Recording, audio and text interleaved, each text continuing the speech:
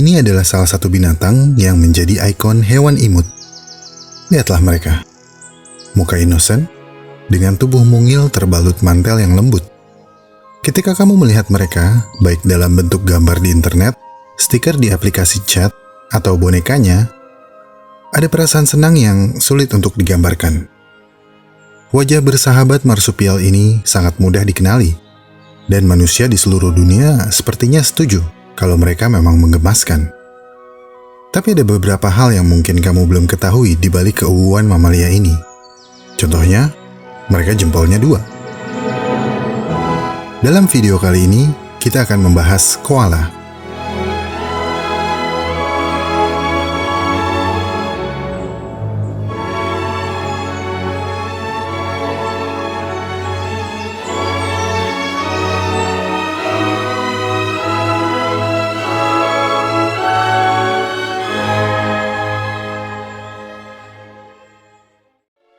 Video kali ini teruntuk kamu-kamu yang santuy. Dalam beberapa video, saya suka iseng senggol-senggol teman-teman yang hobi rebahan. Bahkan ada satu video yang khusus saya persembahkan untuk kaum rebahan. Nah, ini satu lagi video buat kamu. Beberapa binatang memiliki keistimewaan atau kemampuan khusus yang menjadikan mereka memiliki tingkat survival yang lebih tinggi di alam liar. Beberapa binatang tumbuh besar dan kuat, sehingga bisa memangsa yang lemah. Beberapa memiliki koloni super besar yang membuat ngeri. Banyak binatang yang mampu bermanuver di udara. Beberapa memiliki kecepatan tinggi, kemampuan berenang, kamuflase, hibernasi, dan lain-lain. Tapi keistimewaan koala adalah tidak memiliki semua yang baru saya sebutkan. Dengan volume otak yang kecil, mereka nggak perlu repot-repot mikir gimana nanti. Skill problem solving mereka hampir nihil. Contohnya, kalau hujan, mereka cuek. Nggak panik nyari jas hujan atau berteduh di kolong flyover dan bikin macet.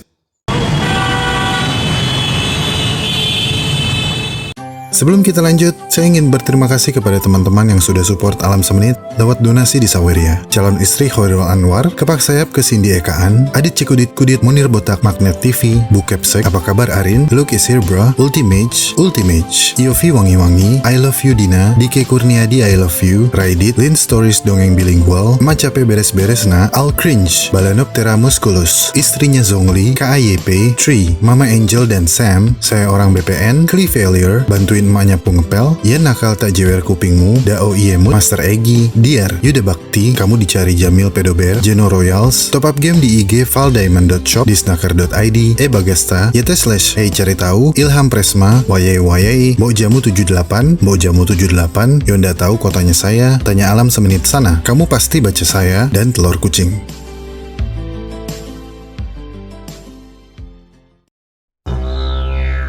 Australia, rumah bagi beberapa spesies berbisa yang paling berbahaya di dunia. Di Australia, bahaya mengintai dari mana saja. Kalau lengah, kamu bisa menjadi korban yang kesekian kalinya. Beberapa binatang paling berbisa ada di Australia. Dan karena ini, orang-orang menganggap Australia sebagai pabriknya binatang berbisa dan berbahaya.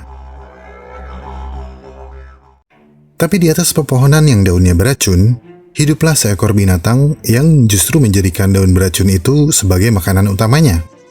Mereka mengkonsumsi begitu banyak racun sehingga hanya memiliki sedikit pemangsa alami. Mereka adalah koala. Ketika kamu mendengar nama koala, mungkin kamu terbayang binatang imut dan menggemaskan, santuy, mager parah, selalu ngantuk, dan otaknya kecil.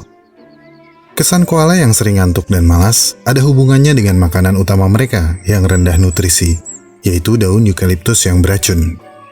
Tapi kecilnya otak koala merupakan sebuah keunggulan tersendiri. Dibanding marsupial lain, koala memiliki rasio otak terhadap tubuh yang terkecil. Tapi ini berarti otak mereka tidak akan menghabiskan banyak energi. Jadi, nutrisi dari daun akan menjadi energi bagi perut koala untuk mencerna. Dengan kata lain, koala mengorbankan volume otaknya supaya tetap bisa makan daun beracun. Koala memiliki rasio massa terhadap otak tubuh terkecil dari semua mamalia. Dan mereka juga memiliki tekstur otak yang halus, yang berarti koala belum mengembangkan bagian-bagian yang digunakan untuk berpikir. Kalau kamu memetik daun eukaliptus yang menjadi makanan utamanya dan meletakkannya di atas piring, koala nggak tahu apa yang harus dilakukan.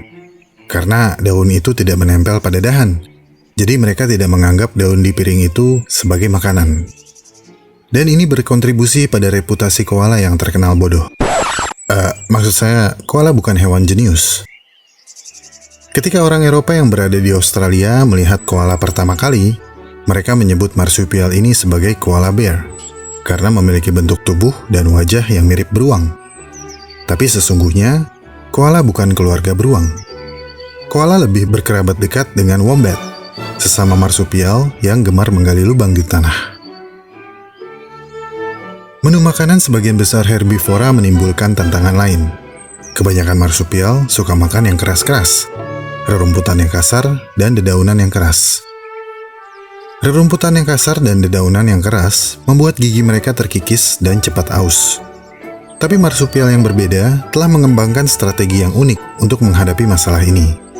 Misalnya, kanguru memiliki 4 set geraham yang bergerak maju saat geraham depannya aus.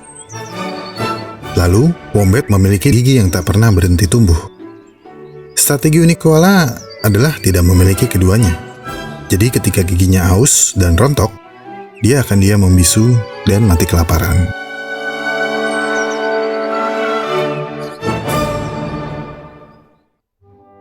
Pohon eukaliptus sendiri seperti sudah memberi peringatan kalau mereka tidak ingin daunnya dimakan. Selain keras, daun eukaliptus beracun dan tidak mengandung banyak nutrisi. Ini memancing pertanyaan. Jika daun eukaliptus tidak mengandung banyak nutrisi, kenapa koala nggak cari makanan lain aja? Nah, ada alasan kenapa mereka kekeh makan eukaliptus. Seperti yang baru saya sebutkan, daun eukaliptus selain keras, mereka mengandung racun. Namun, koala taunya itu adalah daun yang harus mereka makan secara turun-temurun. Jadi, ia kekeh maunya cuma daun eukaliptus. Koala juga agak picky. Dari ratusan spesies eukaliptus yang tersebar di Australia, mereka hanya mau makan daun dari sekitar puluhan spesies eukaliptus.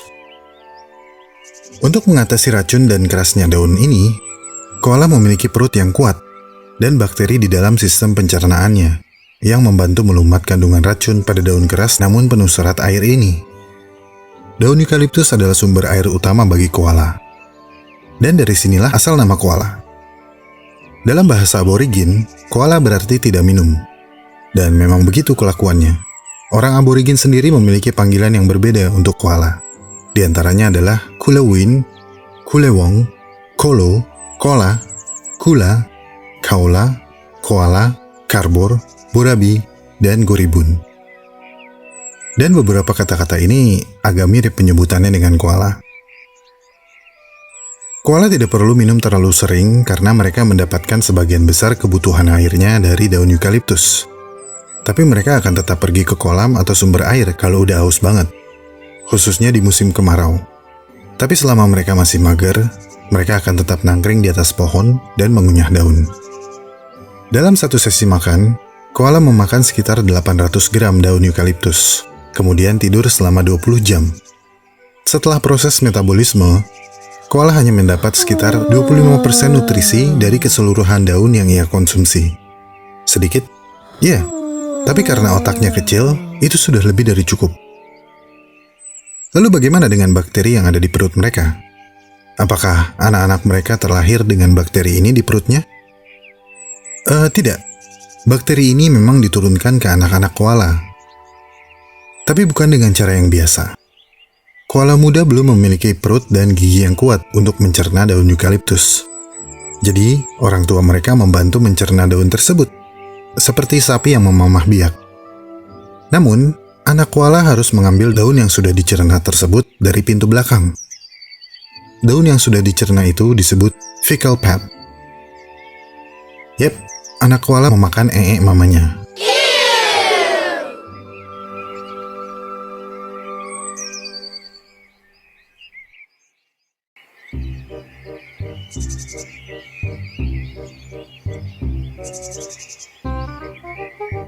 Mama, aku minder kalau main sama binatang lain.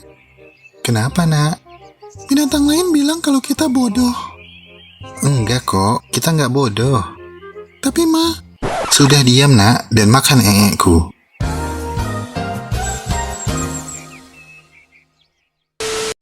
Tapi sebelum makan bayi koala menikmati kehangatan kantung induknya selama 6 bulan, sambil mimi cucu dari puting yang tak pernah ia lepaskan. Seperti marsupial lain, koala tidak berplasenta. Ini artinya, bayi-bayi marsupial lahir dalam bentuk embrio. Kemudian secara insting merangkak ke dalam kantung ibunya dan mencari puting susu. Puting ini akan membesar di mulut bayi, sehingga tidak bisa terlepas.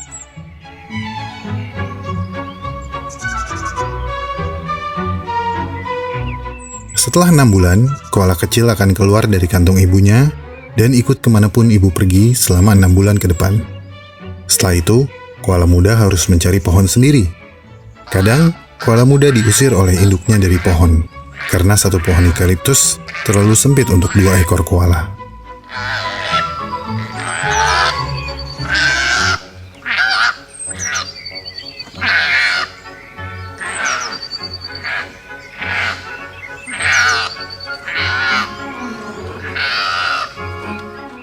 Bicara tentang usir-mengusir, koala dewasa sangat teritorial. Ia akan mengajak gelut koala manapun yang mendekat ke wilayah mereka. Koala muda yang minim pengalaman kerap dibuli oleh yang dewasa, diusir dari pohon atau dikejar hingga keluar wilayah.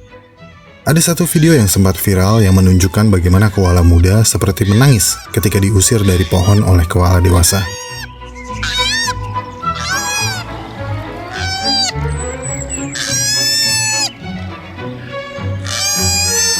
Kasihan ya. Ketika musim kawin tiba, pejantan yang siap kawin akan menggesekkan tubuhnya ke batang pohon di mana betina tinggal dan mengaum. Tapi tidak seperti singa.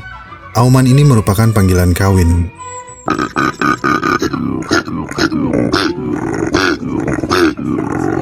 Jika ada betina yang bersedia, kemudian mereka akan kawin. Pejantan mampu kawin dengan 2 betina dalam waktu yang berdekatan. Dan setelah itu, pergi meninggalkan mereka, kembali ke wilayah asalnya. Boro-boro menafkahi, lahiran aja pejantan gak nemenin. Koala mungkin lucu, tapi mereka bukan contoh keluarga yang baik.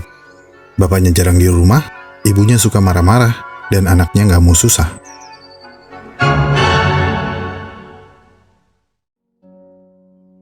Koala adalah salah satu binatang yang paling sering ditolong oleh manusia, karena mereka cenderung clueless. Pernah ada seekor koala tercebur di kolam saat hendak minum, dan ia nggak bisa naik ke tepi sungai. Akhirnya petugas hutan lindung harus membantunya keluar dari air. Di alam liar, koala bisa hidup sampai usia 10 tahun. Namun di penangkaran, mereka bisa mencapai usia 25 tahun. Ini karena koala tidak bisa merawat diri mereka dengan baik. Meskipun hanya memiliki sedikit pemangsa alami, ular dan dingo seringkali memakan koala yang lengah dan kurang waspada. Kemudian ada infeksi bakteri Chlamydia, yang bisa menyebabkan infeksi saluran kencing, kemandulan, kebutaan, bahkan kematian. Chlamydia sempat mewabah di antara koala-koala yang hidup di alam liar. Chlamydia adalah STD, atau Sexually Transmitted Disease, atau penyakit yang ditularkan lewat hubungan seks. Ketika tiba masa kawin, pejantan yang terinfeksi akan menjangkiti semua betina yang ia kawini. Dan jika betina itu hamil, anaknya otomatis juga kena.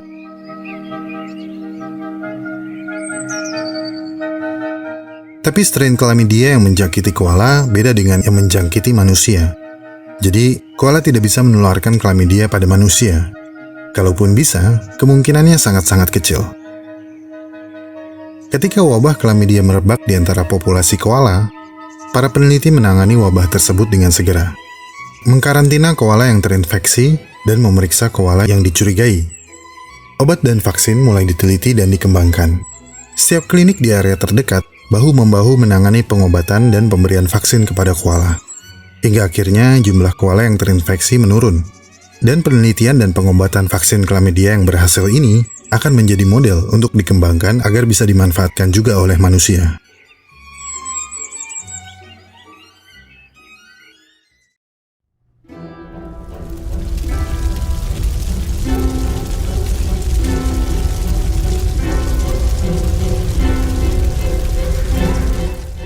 Kebakaran hutan Australia tahun 2020 adalah yang terburuk sepanjang masa.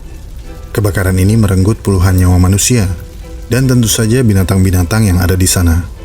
Kebakaran hutan ini sesungguhnya sudah sering terjadi, karena cuaca Australia sangat terik, dan tahun 2020 itu, Australia sedang dilanda kekeringan pada beberapa daerah. Pemicu utama kebakaran ini adalah percikan api dari dry lightning.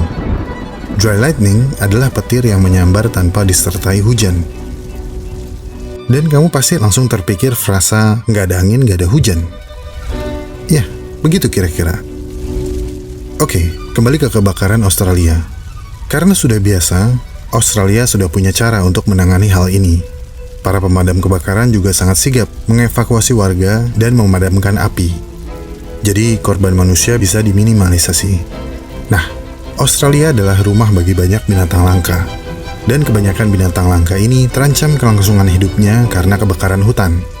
Jadi banyak tenda-tenda darurat yang didirikan di lokasi terdekat habitat binatang langka tersebut. Dan banyak relawan dari berbagai macam organisasi bahu-membahu untuk membantu mengevakuasi dan memberikan perlindungan bagi binatang yang terluka. Ada satu penyelamatan yang paling dramatis dari kebakaran hutan tahun 2020 yang lalu, di mana seorang ibu-ibu Ada ibu-ibu guys. Iya, ada ibu-ibu di hutan menyelamatkan koala yang terjebak kebakaran. Dari pengamatan kamera, koala tersebut terlihat berusaha menghindari api dan sempat terbakar di beberapa bagian tubuhnya. Ibu ini dengan sigap membungkus koala tersebut dan membawanya menjauh dari hutan yang terbakar. Koala yang diberi nama Louis ini akhirnya mendapatkan perawatan medis. Beberapa hari kemudian, si ibu mengunjungi Louis, ingin tahu keadaannya. Ternyata Louis sudah bisa makan dan mendapat penanganan yang baik dari dokter. Namun dokter berkata kalau luka bakarnya cukup serius dan mengkhawatirkan, sehingga membutuhkan perawatan ekstra. Tidak hanya koala, banyak binatang lain yang diungsikan dan sebagian besar dari mereka mengalami luka bakar yang serius dan butuh perawatan sebelum kembali ke hutan. Data statistik menyebutkan kalau sebanyak 3 miliar binatang dari berbagai macam spesies terluka atau mati karena kebakaran ini. Itu pun sudah dengan bantuan relawan yang berkeliling bertaruh nyawa untuk menyelamatkan banyak binatang yang melarikan diri dari jilatan api.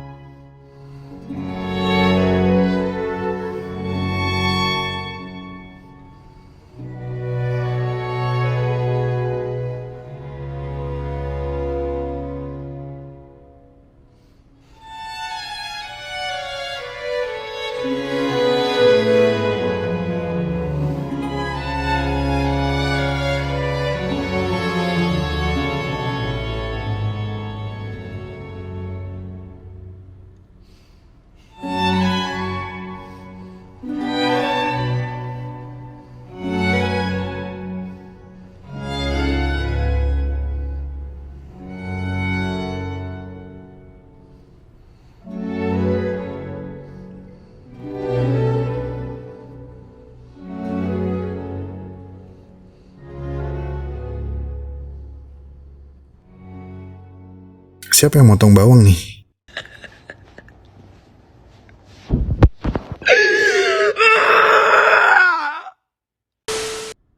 Senang ya jika manusia membantu hewan yang butuh perlindungan.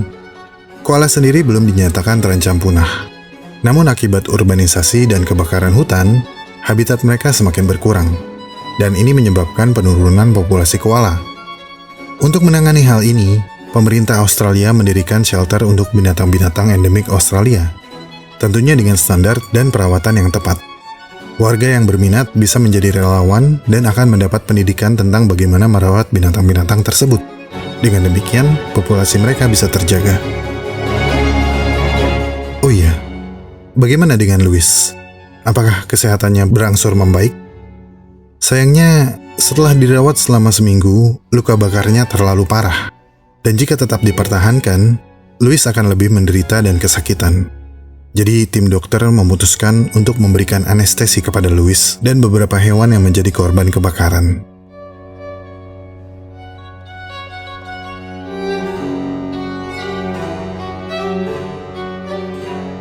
Aduh, kelilipan mata saya nih. Koala adalah bukti nyata kalau seleksi alam itu ada. Kamu nggak perlu punya IQ di atas rata-rata. Nggak perlu skill berburu yang tinggi atau kemampuan bersembunyi yang baik. Cukup dengan menjadi cukup, kamu akan merasa cukup. Kalau ternyata nggak cukup, akan ada manusia yang membantu mereka. Jadi, kalau kamu disebut mirip koala, kamu harus berpikir, apakah karena kamu imut dan fluffy? Atau karena volume otak kamu? Dari koala kita belajar kalau santuy boleh, tapi tetap berusaha, karena usaha itu perlu. Mungkin kamu sering mendengar kalimat, sudahlah, mungkin itu memang sudah takdir saya. Tapi sesungguhnya, takdir bisa diubah dengan usaha. Ayo, waktu nggak menunggu. Kejar semua mimpimu, raih cita-citamu. Jika kamu masih diberikan kesehatan, cari jalan atau ciptakan peluang. Karena keberhasilan tidak akan bisa didapatkan jika kamu hanya rebahan.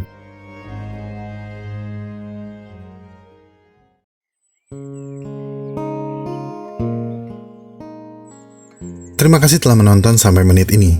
Saya sangat-sangat menghargai segala support yang teman-teman berikan kepada Alam Semenit. Jika ingin tahu lebih banyak tentang subjek pembahasan dalam video ini, cek deskripsi video. Di sana teman-teman bisa menemukan segala jurnal, literatur, dan referensi saya dalam menyusun naskah. Kepada teman-teman yang baru subscribe, selamat bergabung. Semoga apa yang disajikan Alam Semenit bisa membawa manfaat bagi kita semua. Jika suka dengan pembahasan dari Alam Semenit, like video ini dan share. Karena like dan share dari kamu akan membantu perkembangan channel ini. Ikuti perkembangan semua hal yang aneh, menjijikan, dan indah yang mengundang rasa ingin tahu kita semua. Sampai jumpa di video selanjutnya. Pernah kita lalui semua, cerita tangis, canda tawa. Kini hanya untaian kata, hanya itulah yang aku punya.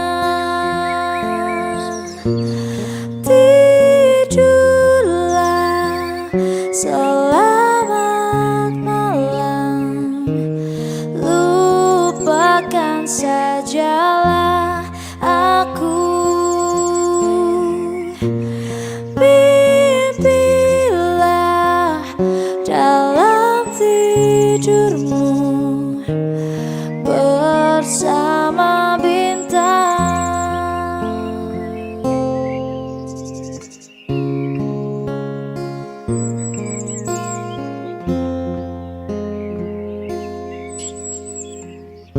Sesungguhnya aku tak bisa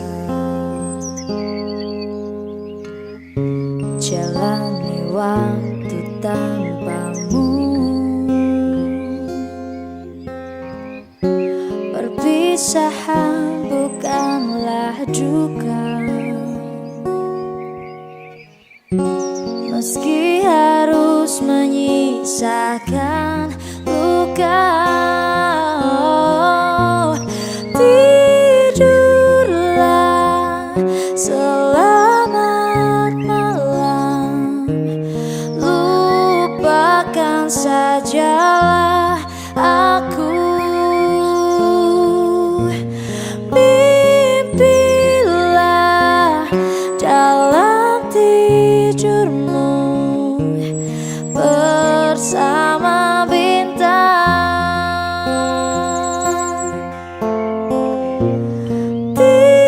Tidurlah, selamat malam, lupakan sajalah aku.